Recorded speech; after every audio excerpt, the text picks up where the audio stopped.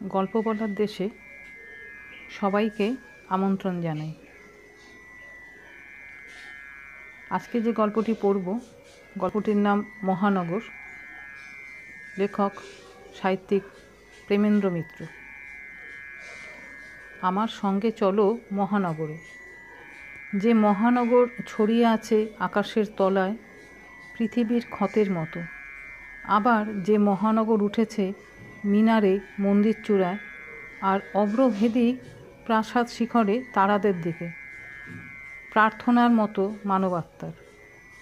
আমার সঙ্গে এসো মহানগরের পথে, যে পথ জটিল, দুর্বল মানুষের জীবনধারার মতো, যে পথ অন্ধকার, মানুষের মনের অরণ্যের মতো, আর যে পথ প্রশস্ত, আলোকোজ্জ্বল, মানুষের বুদ্ধি, মানুষের অদম্য উৎসাহের মতো।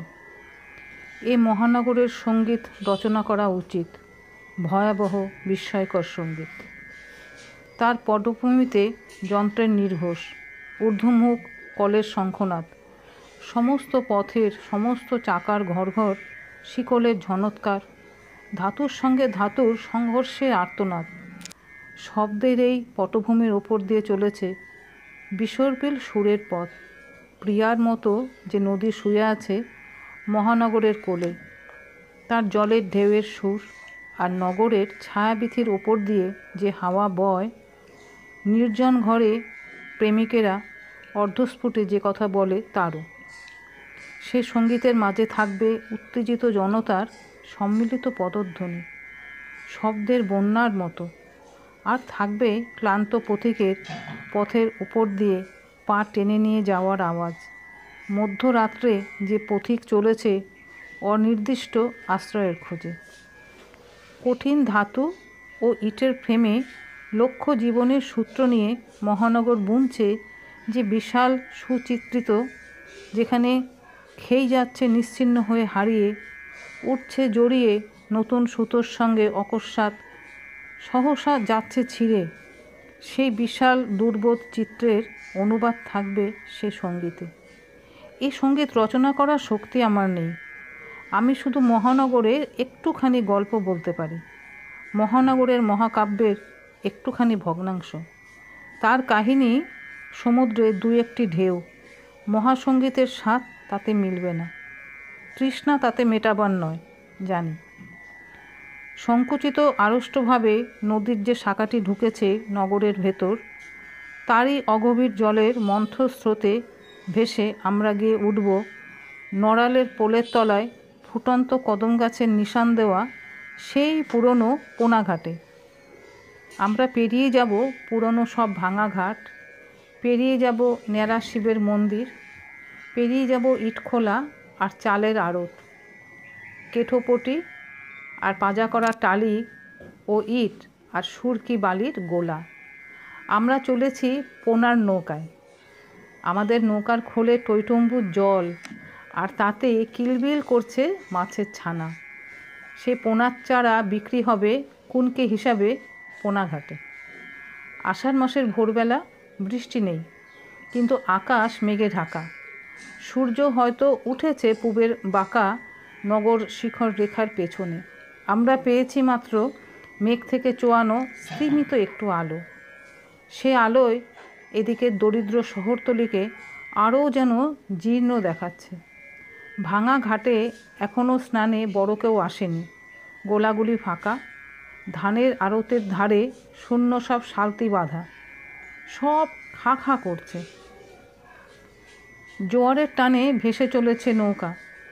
মাঝিরা বড় নদীতে বরাবর এসেছিল দাঁড় টেনে।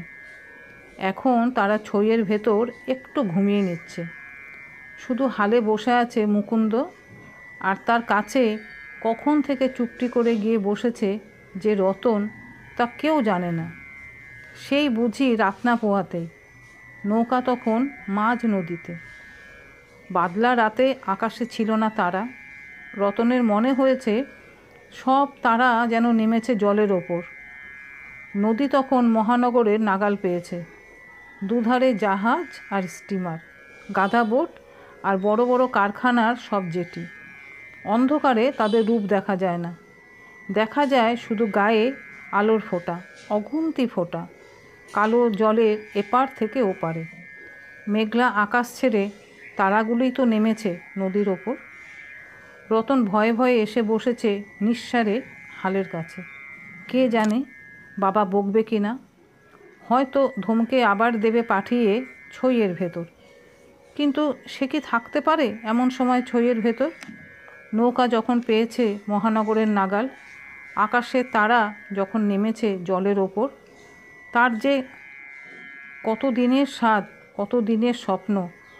রতন দু চোখ দিয়ে পান করেছে আলো ছিটানো এই নগরের অন্ধকার, আর নিঃশ্বাস পর্যন্ত ফেলেছে সাবধানে, পাছে বাবা টের পায়, পাছে দেয় তাকে ধমকে ভেতরে পাঠিয়ে।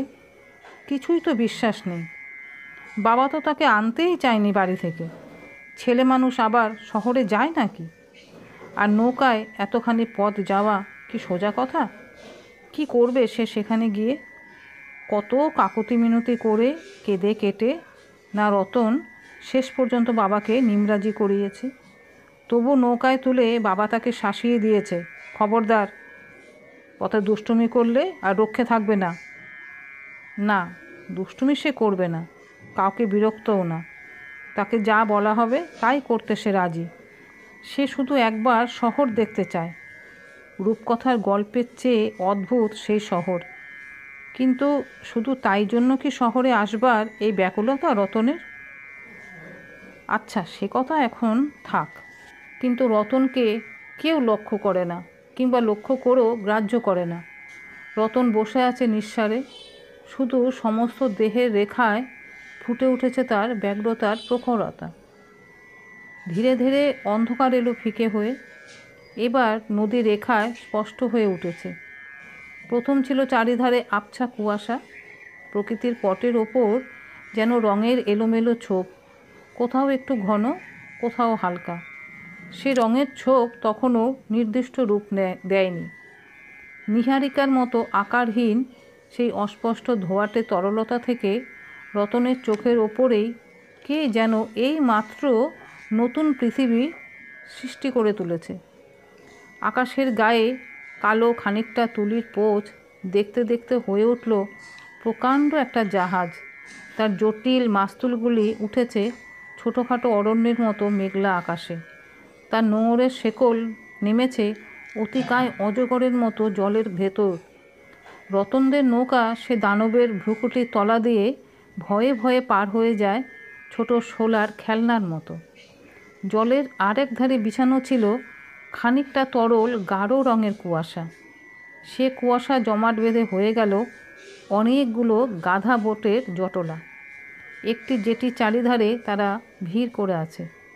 দূর থেকে মনে হয় ওরা যেন কোনো বিশাল জলচরের শাবক, মায়ের কোল ঘেঁষে তাল পাকিয়ে আছে ঘুমিয়ে। নদীর ওপরকার পর্দা আরও গেল সরে। কল কারখানার বিশাল সব দেহ উঠল জেগে নদীর দুপারে। জলের ওপর তাদের লৌহ বাহু তারা বাড়িয়ে দিয়েছে। বাঁধানো পাড় থেকে বড় বড় ক্রেন উঠেছে গলা বাড়িয়ে। দুই তীরে সদাগরী জাহাজের আশেপাশে জেলে ডিঙি আর খেয়া নৌকা, স্টিমার আর লঞ্চ ভিড় করে আছে। এই মহানগর। ভয়ে বিস্ময়ে ব্যাকুলতায় অভিভূত হয়ে রতন প্রথম তার রূপ দেখল। তারপর তাদের নৌকা বাঁক নিয়ে ঢুকেছে এই শাখার ভেতর, চলেছে পুরানো শহরতলির ভেতর দিয়ে। বড় নদীতে মহানগরের রূপ দেখে রতন সত্যি ভয় পেয়েছিল, হতাশ হয়েছিল আরও বেশি। কিন্তু এই পুরনো জীর্ণ শহরতলি দেখে তার যেন একটু আশা হয়। কেন আশা হয়? আচ্ছা, সে কথা এখন থাক। নদীর আর একটা বাঁক ঘুরেই দেখা যায় নড়ালের পোল। আগে থাকতে পোনার সব নৌকা এসে জুটেছে পোনাঘাটে। মুকুন্দ হাঁক দিয়ে সবাইকে তোলে। লক্ষণ উঠে তার কুনকে ঠিক করে। মাঝিরা গা মোড়া দিয়ে ওঠে। আর রতন বসে থাকে উত্তেজনায় উদ্গ্রীব হয়ে। তার চাপা দুটি পাতলা ছোট ঠোঁটের নিচে কি সংকল্প আছে জানে কি কেউ? বড় বড় দুটি চোখে তার কিসের ব্যগ্রতা? শুধু শহর দেখার কৌতূহল? তা এ নয়, কিন্তু সে কথা এখনও থাক। পোনাঘাটে এসে নৌকা লাগে। পোনাঘাটে আর জায়গা কই দাঁড়াবার। এরই মধ্যে মাটির হাঁড়ি দুধারে ঝুলিয়ে ভারীরা এসেছে দূর দূরান্তর থেকে পোনার চারা নিয়ে যেতে। তাদের ভিড়ের ভেতর পাড়ের কাদার ওপর কারা দোকান পেতে বসেছে পান বিড়ি আর তেলে ভাজা খাবারের। সরকারি লোকেরা ঘুরে বেড়াচ্ছে পাওনা আদায় করতে। দালালেরা ঘুরছে হাঁকডাক করে। পাড়ে আর জায়গা নেই। তবু মুকুন্দ দাসের খাস নৌকার একটু নোঙর ফেলবার ঠাঁই মেলে। মুকুন্দ তো আর জেসে লোক নয়। বর্ষার কটা মাসে তার গোটা ছয়েক পোনার নৌকা আনাগোনা করে এই পথে। মাঝিরা এর মধ্যেই নৌকার খোল থেকে জল ছেঁচে ফেলতে শুরু করেছে একটু একটু। লক্ষণ কুনকে পরখ করছে।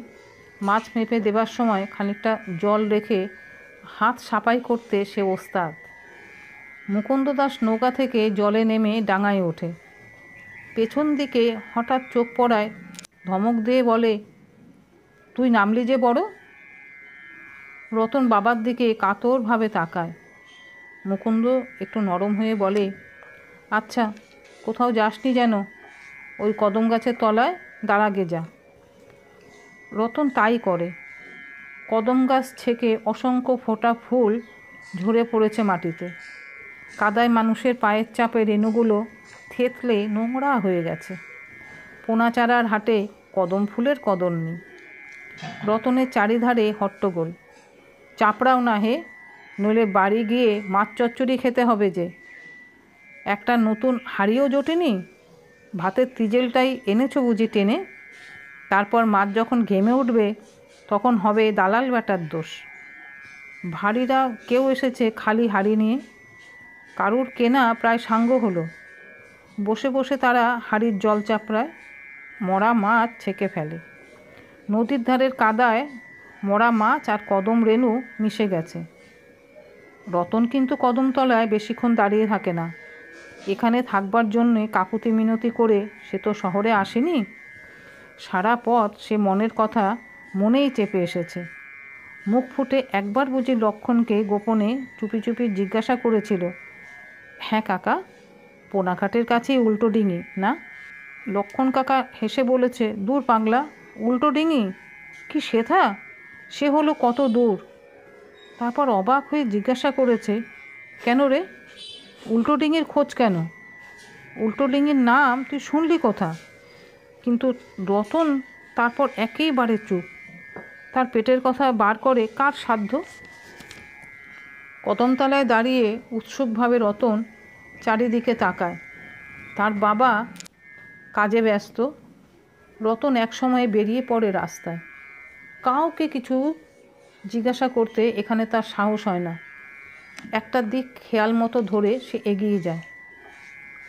মহানগরের বিশাল অরণ্য, কত মানুষ আসে কত কিছুর খোঁজে। কেউ অর্থ, কেউ যশ, কেউ উত্তেজনা, কেউ বা বিস্মৃতি। মৃত্তিকার স্নেহের মতো শ্যামল একটি অসহায় ছেলে সেখানে এসেছে কিসের খোঁজে?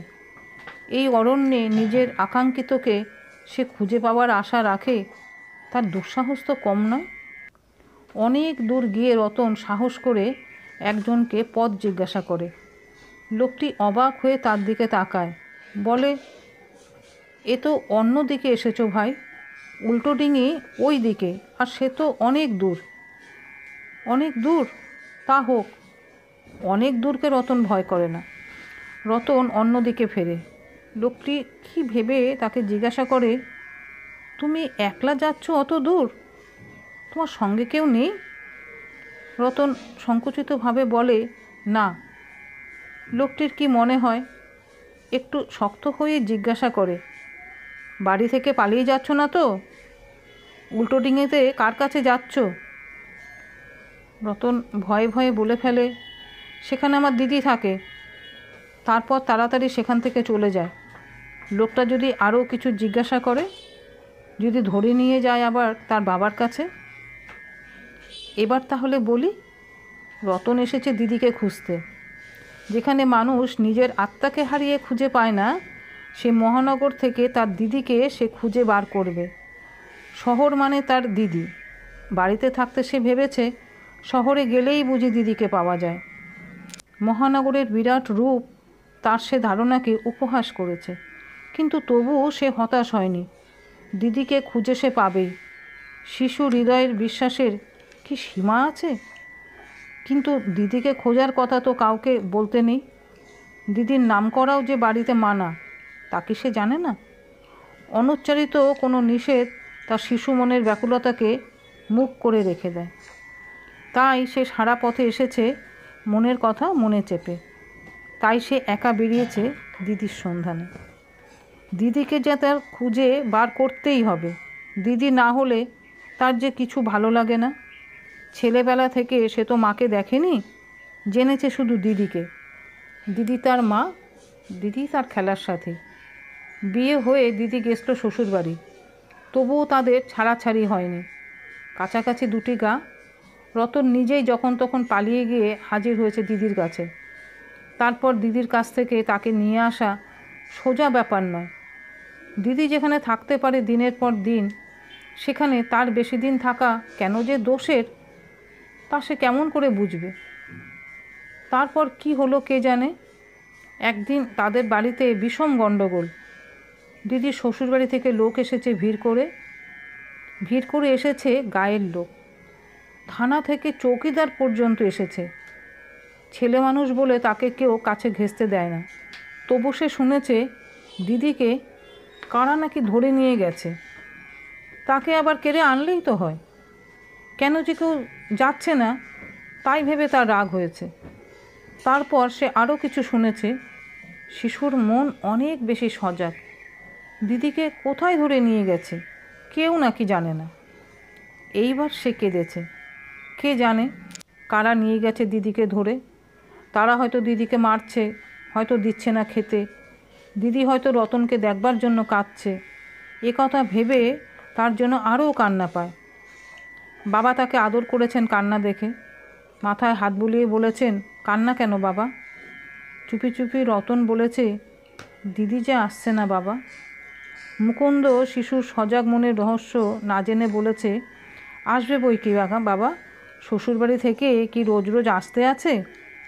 রতন আর কিছু বলেনি, কিন্তু বাবা তার কাছে কেন লুকোতে চান বুঝতে না পেরে তার বড় ভয় হয়েছে।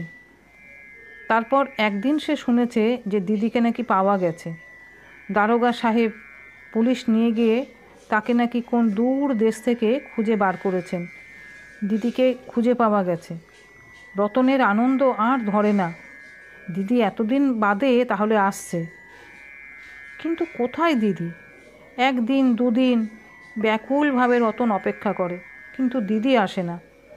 দিদিকে ফিরে পাওয়া গেছে, তবু দিদি কেন আসে না রতন বুঝতে পারে না। দিদির ওপরেই তার রাগ হয়। কতদিন রতন তাকে দেখেনি, তাকে তার মনে নেই? দিদি নিজে চলে আসতে পারে না, আর বাবাই বা কেমন, দিদিকে নিয়ে আসছে না কেন? রতনের সকলের ওপর অভিমান হয়েছে। হয়তো দিদি চুপি চুপি শ্বশুরবাড়ি গেছে ভেবে একদিন সকালে রতন সেখানে গিয়ে হাজির হয়, কিন্তু সেখানে তো দিদি নেই। সেখানে কেউ তার সঙ্গে ভালো করে কথাবার্তা পর্যন্ত কয় না। দাদাবাবু তাকে দেখতে পেয়েও দূর থেকে না ডেকে চলে যান। মুখখানি কাঁদো কাঁদো করে রতন সেদিন বাড়ি ফিরে এসেছে। ফিরে এসে বাবার কাছে কেঁদে এসে আবদার করেছে, দিদিকে আনছো না কেন বাবা? সেই দিন মুকুন্দ তাকে ধমকে দিয়েছে। তারপর থেকে দিদি আর আসেনি। দিদি নাকি আর আসবে না। কিন্তু রতন মনে মনে জানে তাকে কেউ ডাকতে যায়নি বলেই অভিমান করে দিদি আসেনি। রতন যে জানে না দিদি কোথায় থাকে, না হলে সে নিজেই গিয়ে দিদিকে ডেকে আনত। কিন্তু কেমন করে সে জানবে দিদি কোথায় আছে? কেউ যে তাকে দিদির কথা বলে না, দিদির কথাই যে বলতে নেই। রাত্রে সে চুপি চুপি শুধু দিদির জন্য কাঁদে। দিদি কেমন করে তাকে ভুলে আছে ভেবে মনে মনে তার সঙ্গে ঝগড়া করে। দিদি কোথায় থাকে সে জানে না, কিন্তু শিশুর মন আমরা যা মনে করি তার চেয়ে অনেক বেশি সজাগ। শিশু অনেক কিছু শুনতে পায়, অনেক কিছু বোঝে। কোথা থেকে সে শুনেছে কে জানে যে দিদি থাকে শহরে, রূপকথার চেয়ে অদ্ভুত সেই শহর। কোথা থেকে কার মুখে শুনেছে উল্টো ডিঙির নাম। বাতাসে কথা ভেসে আসে, বিনিদ্র ভালোবাসা কান পেতে থাকে, শুনতে পায়। তাই সে কাকুতি মিনতি করে এসেছে মহানগরে, তাই সে চলেছে সন্ধানে। দিদিকে সে খুঁজে বার করবে। সে জানে দিদির সামনে একবার গিয়ে দাঁড়ালে সে আর না এসে থাকতে কিছুতেই পারবে না, এমনি গভীর তার বিশ্বাস। রতনকে আমরা এখানে ছেড়ে দিতে পারি। মহানগরে অনেকেই আসে অনেক কিছুর খোঁজে, কেউ অর্থ, কেউ যশ, কেউ উত্তেজনা, কেউ বিস্তৃতি, কেউ আরও বড় কিছু। সবাই কি পায়? পথের অরণ্যে তারা হারিয়ে যায়। মহানগর তাদের চিহ্ন দেয় মুছে। রতনও তেমনি হারিয়ে যাবে ভেবে আমরা তাকে ছেড়ে দিতে পারি, কিন্তু তা যাবে না। পৃথিবীতে কি সম্ভব কি অসম্ভব কে বলতে পারে। রতন সত্যি দিদির খোঁজ পায়। দুপুর তখন গড়িয়ে গেছে বিকেলের দিকে। আষাঢ় মাসের আকাশ মেঘে ঢাকা বলে বেলা বোঝা যায় না। ক্লান্ত পদে শুকনো কাতর মুখে একটি ছেলে গিয়ে দাঁড়ায় খোলায় ছাওয়া একটি মেটে বাড়ির দরজায়। একটি মেয়ে তাকে রাস্তা থেকে এনেছে সঙ্গে করে। রতন অনেক পথ ঘুরেছে, অনেককে জিজ্ঞাসা করেছে পথ। শেষে সে সন্ধান পেয়েছে। ভালোবাসা কি না পারে। খানিক আগে হয়রান হয়ে খোঁজ করতে করতে রতন দূরে একটি মেয়েকে দেখতে পায়। উৎসাহ ভরে সে চিৎকার করে ডাকে, দিদি। মেয়েটি ফিরে দাঁড়াতেই রতন হতাশ হয়ে যায়। তার দিদি তো অমন নয়। কুণ্ঠিতভাবে সে অন্যদিকে চলে যাবার চেষ্টা করে। মেয়েটি তাকে ডেকে বলে, শোনো। কাছে গেলে তার ক্লান্ত শুকনো মুখের দিকে চেয়ে জিজ্ঞাসা করে, কাকে খুঁজছো ভাই? রতন লজ্জিতভাবে তার দিদির নাম বলে। মেয়েটি হেসে বলে, তোমার দিদির বাড়ি বুঝি চেনো না? চলো, আমি দেখিয়ে দিচ্ছি। মেটে বাড়ির দরজায় দাঁড়িয়ে এখন মেয়েটি ডাকে, ও চপলা, তোকে খুঁজতে কে এসেছে দেখে যা। ভেতর থেকে চপলাই বুঝি রুক্ষ স্বরে বলে, কে আবার এলো এখন? দেখেই জানা একবার। চপলা দরজার কাছে এসে থমকে দাঁড়ায়। রতনের মুখেও কথা ফোটে না। দিদিকে চিনতেই তার কষ্ট হয়। দিদি যেন কেমন হয়ে গেছে। দুইজনেই খানিকক্ষণ থাকে নিস্পন্দ হয়ে দাঁড়িয়ে। যে মেয়েটি রতনকে সঙ্গে করে এনেছে সে একটু সন্দিগ্ধ হয়ে বলে, তোর নাম করে খুঁজছিল, তাই তোর ভাই ভেবে বাড়ি দেখাতে নিয়ে এলাম। তোর ভাই নয়? উত্তর না দিয়ে চপলা হঠাৎ ছুটে এসে রতনকে বুকে চেপে ধরে। তারপর এদিক ওদিক চেয়ে অবাক হয়ে ধরা গলায় বলে, তুই একা এসেছিস? রতন দিদির বুকে মুখ লুকিয়ে থাকে, কিচ্ছু বলে না। মহানগরের পথে ধুলো, আকাশে ধোয়া, বাতাসে বুঝি বিষ। আমাদের আশা এখানে কখনো কখনো পূর্ণ হয়, যা খুঁজি তা মেলে। তবু বহুদিনের কামনার ফলও কেমন একটু বিষাদ লাগে।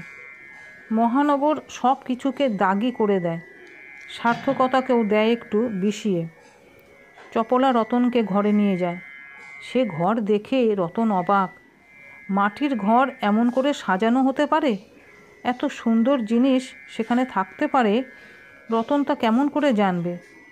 এত জিনিস দেখে সে অবাক হয়ে জিজ্ঞাসা করে, এসব তোমার দিদি? চপলার অকারণ চোখের জল তখনও শুকোয়নি। একটু হেসে সে বলে, হ্যাঁ ভাই, কিন্তু দিদির ঘর যেমনই হোক তা নিয়ে মেতে থাকলে তো চলবে না। আসল কথা রতন ভোলেনি। সে হঠাৎ বলে, তোমায় কিন্তু বাড়ি যেতে হবে দিদি। চপলা বুঝি একটু চমকে ওঠে। তারপর ম্লানভাবে বলে, আচ্ছা যাব ভাই, এখন তো তুই একটু জিরিয়ে নে। কিন্তু জিরিয়ে নিয়েই যেতে হবে। আমাদের নৌকো কাল সকালে ছাড়বে কি না? এসব জিনিস কেমন করে নেব দিদি? এবার চপলা চুপ করে থাকে। হঠাৎ কেন বলা যায় না, একটু ভীত হয়ে রতন জিজ্ঞাসা করে, একটু জিরিয়ে নিয়েই যাবে তো দিদি? দিদির মুখে তবুও কথা নেই। দিদি জিনিসপত্র নিয়ে যাবার ভাবনাতেই হয়তো রাজি হচ্ছে না ভেবে রতন তাড়াতাড়ি বলে, এসব জিনিস একটা গরুর গাড়ি ডেকে তুলে নেব, কেমন দিদি? চপলা কাতর মুখে বলে ফেলে, আমার যে যাবার উপায় নেই ভাই। যাবার উপায় নেই? রতনের মুখের সব দীপ্তি হঠাৎ নিভে যায়। সঙ্গে সঙ্গে তার মনে পড়ে যায় বাবার কথা। মনে পড়ে বাড়িতে দিদির নাম পর্যন্ত উচ্চারণ নিষেধ। সত্যিই বুঝি দিদির সেখানে যাবার উপায় নেই। বৃথাই এসেছে সে দিদিকে খুঁজতে। দিদিকে খুঁজে পেয়েও তার লাভ নেই। তারপর হঠাৎ আবার তার মুখ উজ্জ্বল হয়ে ওঠে। বলে, আমিও তাহলে যাব না দিদি। কোথায় থাকবি? বাহ, তোমার কাছে তো, বলে রতন হাসে। কিন্তু চপলার মুখ যে আরও ম্লান হয়ে আসছে তা সে দেখতে পায় না।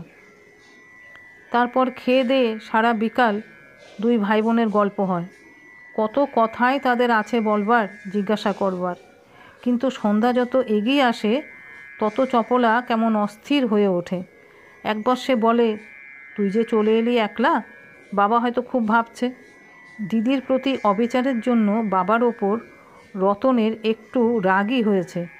সে তাচ্ছিল্য ভরে বলে, ভাবুক গে। খানিক বাদে চপলা আবার বলে, এখান থেকে নড়ালের পোল অনেকখানি পথ না রতন? রতন এ পথ পার হয়েই তো এসেছে। গর্বভরে সে বলে, ওরে বাবা, সে বলে কোথায়? পয়সা নিয়ে তুই ট্রামে করে না হয় বাসে যেতে পারিস না? বাহ, আমি কি যাচ্ছি নাকি? দিদির মুখের দিকে চেয়ে সে কিন্তু থমকে যায়। দিদির চোখে জল। মাথা নিচু করে চপলা ধরা গলায় বলে, এখানে যে তোমার থাকতে নেই ভাই। রতন কিছুই বুঝতে পারে না, কিন্তু এবার তার অত্যন্ত অভিমান হয়। দিদি সেখানেও যেতে পারবে না, আবার এখানেও বলবে তাকে থাকতে নেই। আচ্ছা, সে চলেই যাবে। কখনো কখনো আর দিদির নাম করবে না বাবার মতো। ধীরে ধীরে সে বলে, আচ্ছা, আমি যাব। মেঘলা আকাশে একটু আগে থাকতেই আলো এসেছে ম্লান হয়ে। চপলা উঠে তার আলমারি থেকে 4টে টাকা বার করে রতনের হাতে গুজে দিয়ে বলে, তুই খাবার খাস। 4 টাকায় অনেক পয়সা। তবু আপত্তি করবার কথাও আর রতনের মনে নেই। দিদি যে এক্ষুনি তাকে চলে যেতে বলেছে তা বুঝে সে যেন বিমূঢ় হয়ে গেছে। তার সমস্ত বুক গেছে ভেঙে। রতন আর ঘরে দাঁড়ায় না, আস্তে আস্তে বাইরে বেরিয়ে আসে। দিদির মুখের দিকেও আর না চেয়ে গলিপথ দিয়ে সে সোজা বড় রাস্তার দিকে এগিয়ে যায়। মুখের দিকে চাইলেও হয়তো দিদির অবিশ্রান্ত চোখের জলের মানে সে বুঝতে পারত না। চপলা পেছন থেকে ধরা গলায় বলে, বাসে করে যাস রতন, হেঁটে যাসনি। রতন সে কথা শুনতে পায় কি না কে জানে, কিন্তু বড় রাস্তার কাছ থেকে হঠাৎ আবার সে ফিরে আসে। তার মুখ আবার গেছে বদলে। এইটুকু পথ যেতে কি সে ভেবেছে কে জানে। চপলা তখনও দরজায় দাঁড়িয়ে আছে। রতন তার কাছে এসে হঠাৎ বলে, বড় হয়ে আমি তোমায় নিয়ে যাব দিদি, কারুর কথা শুনবো না। বলেই সে এবার সোজা এগিয়ে যায়। তার মুখে আর নেই বেদনার ছায়া। তার চলার ভঙ্গি পর্যন্ত সবল। এতটুকু ক্লান্তি যেন তার আর নেই। দেখতে দেখতে গলির মোড়ে সে অদৃশ্য হয়ে যায়। মহানগরের ওপর সন্ধ্যা নামে, বিস্মৃতির মতো গাঢ়।